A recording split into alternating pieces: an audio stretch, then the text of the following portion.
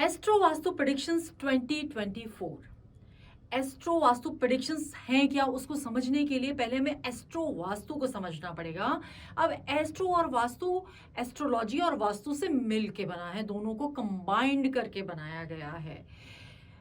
मैं इसको एक छोटे से एग्जांपल से आपको समझाती हूँ कि एस्ट्रो वास्तु क्यों रिक्वायर्ड है, केवल हम वास्तु पे वर्क क्यों नहीं कर रहे। वास्तु पे जब हम काम करते हैं तो एक फ्लोर, एक घर में अगर 3 भाई भी रह रहे हैं तो तीनों को अलग अलग फल मिल रहा है। एक बिल्डिंग में 3-4 फैमिलीज रह रही है, तीनों चारों को अलग अलग फल मिल रहा है। तो ये क्यों होता है, जबकि सबकी सेम एंट्री है, सबकी अगर किसी की S6 की एंट्री है तो सबके साथ ही प्रॉब्लम्स होनी चाहिए। किसी किसी का बहुत अच्छा चल रहा है, किसी के साथ ज्यादा प्रॉब्लम है, किसी के साथ कम प्रॉब्लम है। तो जब उनके एस्ट्रोलॉजिकल चार्ट देखे गए तो उसमें पता चला कि जिनकी प्रॉब्लम्स बहुत ज्यादा हैं वो राहु की दशा चल रही है, उनकी राहु की अंतर्दशा चल रही है उनकी, और जिनका अच्छा चल रहा है उनकी किसी पॉजिटिव प्लैनेट की दशा चल रही है। तो होता क्या है कि एस्ट्रोलॉजी में जो भी आपकी प्लैनेटरी पोजीशन होती है, जो दशाएं चलती हैं, अकॉर्डिंगली आपका जो वास्तु होता है उसमें आपको उसके फल मिलने लगते हैं। वो अच्छे भी हो सकते हैं और बुरे भी हो सकते हैं। तो दोनों चीजें कंबाइंड होके चलती हैं। कई बार आपका एस्ट्रोलॉजिकल चार्ट बहुत स्ट्रांग है मगर आपने अपने घर के वास्तु में कुछ गलतियां कर रखी हैं जो आपको नहीं पता है, तो आपको उधर बेनिफिट्स मिलने कम हो जाते हैं। इसलिए दोनों को कंबाइंड करके काम करते हैं, उसको हम कहते हैं एस्ट्रो वास्तु। अब एस्ट्रो वास्तु प्रेडिक्शंस, अब एस्ट्रो वास्तु प्रेडिक्शंस क्या है। अब मान लीजिए किसी की पत्री में उसका सूर्य वीक है तो हमने उसको एस्ट्रोलॉजी के हिसाब से, उसके एस्ट्रोलॉजिकल चार्ट के हिसाब से उसको सूर्य की remedies they the. But on the other hand अगर वो ईस्ट उसका वीक है और उसका घर में हम देखें तो हमें अगर उसकी ईस्ट के डायरेक्शन में भी हम सूर्य को स्ट्रॉन्ग कर देते हैं तो उसके एस्ट्रोलॉजिकल चार्ट और वास्तु दोनों से वो बैलेंस हो जाएगा, दोनों तरफ से उसको बेनिफिट्स मिलने लगेंगे।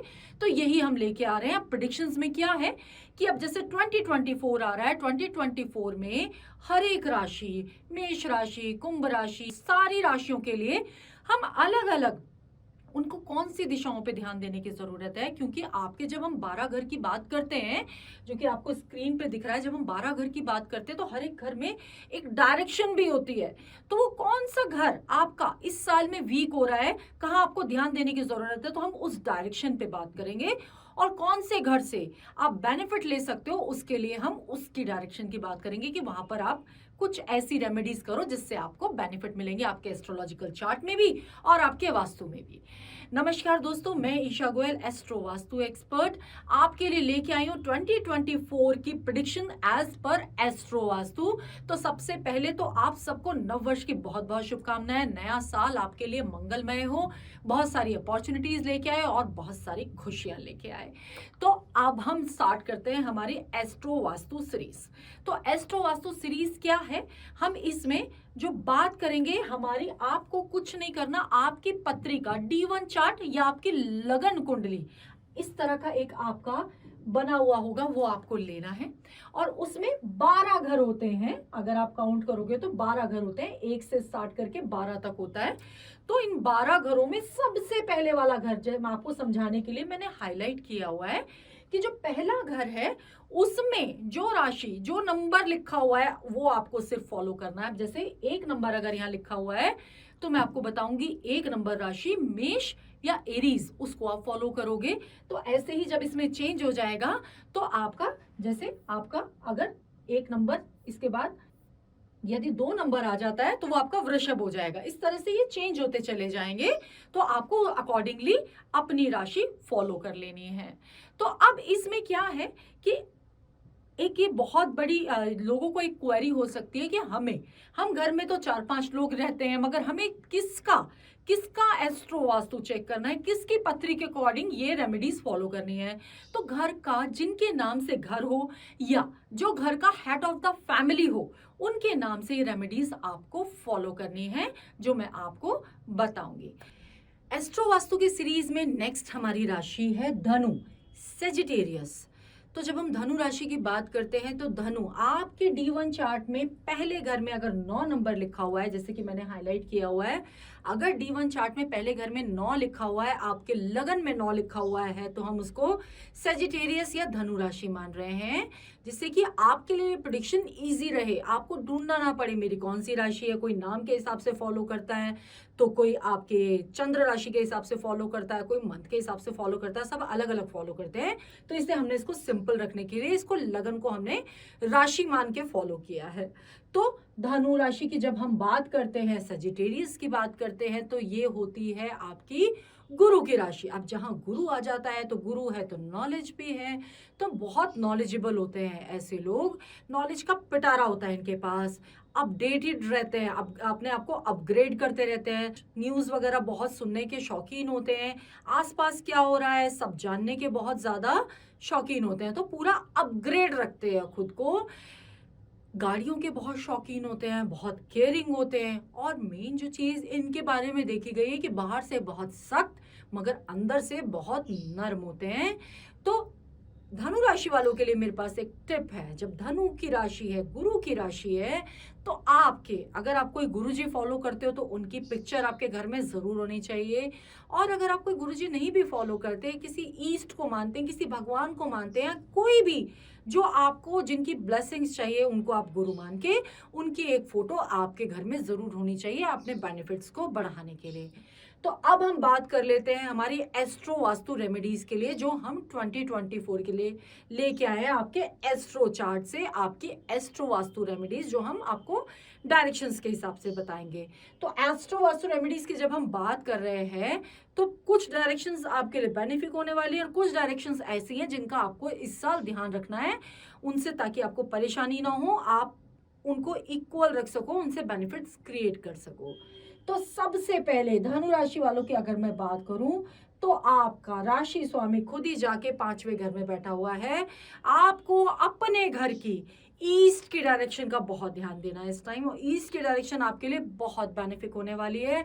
ईस्ट की डायरेक्शन में अगर आपने कुछ भी क्लटर या कोई जंक रखा हुआ है, कोई आयरन रखा हुआ है, तो आपको हटाना है और ईस्ट की डायरेक्शन को आपको प्रॉपरली यूज करना है। ईस्ट की डायरेक्शन में आपने अपने ईस्ट की या अपने गुरुजी की फोटो लगानी है इस साल बेनिफिट्स क्रिएट करने के लिए।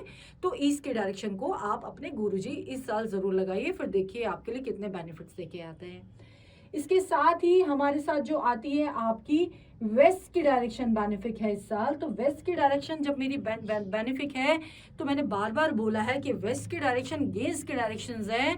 वेस्ट की डायरेक्शन से आप अपने गेंस बढ़ा सकते हो, वेस्ट की डायरेक्शन पे आप अपने काम से रिलेटेड ब्रांडिंग करो, वेस्ट की डायरेक्शन पे अगर आप काम के लिए नहीं कोई हाउस वाइफ है तो आप अपनी मैनिफेस्टेशन कर सकते हो। वेस्ट की डायरेक्शन में आपको ये अलमारी हो सकती है, आपका लॉकर हो सकता है बेनिफिट्स को बढ़ाने के लिए। तो वेस्ट की डायरेक्शन का बेनिफिट लीजिए इस साल। तो आपको अब जो ध्यान देना है कि मुझे कौन सी डायरेक्शन से प्रॉब्लम आ सकती है, अगेन नॉर्थ ईस्ट की डायरेक्शन से इस साल प्रॉब्लम आ सकती है। तो नॉर्थ ईस्ट की डायरेक्शन पे आपको बहुत फोकस करना है। नॉर्थ ईस्ट की डायरेक्शन में आपका कोई जंक ना हो, नॉर्थ ईस्ट की डायरेक्शन में आपकी कोई सीढ़ी ना हो, आपका कोई वॉशरूम ना हो, आपकी किचन ना हो, और कोई हैवी आर्टिकल नहीं होना चाहिए, और नॉर्थ ईस्ट की डायरेक्शन में कोई रेड एलिमेंट नहीं होना चाहिए, कोई लाइट ना हो, कोई लाल आपने कोई कारपेट तो नहीं बिछा रखा है, कोई आपने वॉल कलर या वॉल पेपर तो कोई रेड कलर के नहीं लगाए, अगर लगाए हैं तो आपको हटाने हैं नॉर्थ ईस्ट से अपने बेनिफिट्स बढ़ाने के लिए और कोई प्रॉब्लम्स ना आए उनको रोकने के लिए। तो आपने नॉर्थ ईस्ट के डायरेक्शन पे आपको ध्यान देना है। इसके साथ ही आपकी आती है इस साल आपको जो बेनिफिट्स आ सकते हैं साउथ की डायरेक्शन से। अब साउथ की डायरेक्शन से आपको बेनिफिट आ सकते हैं, तो साउथ की डायरेक्शन में आपके ब्लू कलर नहीं होना चाहिए, अगर है तो हटा दीजिए। साउथ की डायरेक्शन आपका बेडरूम हो सकता है, साउथ की डायरेक्शन में आपकी अलमीरा हो सकती है, और अगर आप वेस्ट में अपना लॉकर नहीं बना सकते तो साउथ की डायरेक्शन में बनाइए, उस डायरेक्शन से आपको मैक्सिमम बेनिफिट्स मिलेंगे इस साल में। तो इन चीज़ों का आपको ध्यान देना है।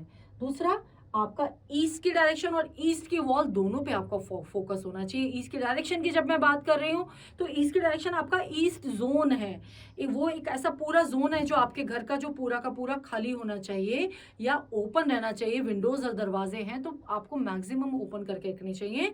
और ईस्ट की वॉल पे तो मैंने आपको बताया ही है कि अपने गुरु जी की फोटो आपको जरूर लगानी है इस साल बेनिफिट्स क्रिएट करने के लिए। तो धनु राशि वालों के लिए इस साल बेनिफिट लेके आ रही है मैक्सिमम बेनिफिट आपकी ईस्ट की वॉल या ईस्ट का जोन। दूसरा, आपकी साउथ की डायरेक्शन आपके लिए बेनिफिट्स लेके आ रही है और आपको जो आपकी वेस्ट की डायरेक्शन बहुत अच्छे बेनिफिट्स आ रही है और आपको ध्यान रखना है अपनी नॉर्थ ईस्ट के डायरेक्शन पे। नॉर्थ ईस्ट के डायरेक्शन में कोई डिफेक्ट्स हैं तो उनको क्योर कर लीजिए अपने बेनिफिट्स को बढ़ाने के लिए। तो मैं ईशा गोयल बिल्ड असने विदिशा में आपका स्वागत करती हूँ। अगर आपने हमारे चैनल को अभी तक सब्सक्राइब नहीं किया है तो प्लीज कर लीजिए। हम आपके लिए बड़े इंटरेस्टिंग और नए नए टॉपिक्स लेके आते रहेंगे और वीडियो आपको कैसी लगी ये कमेंट बॉक्स में कमेंट करके जरूर बताइए। Thank you.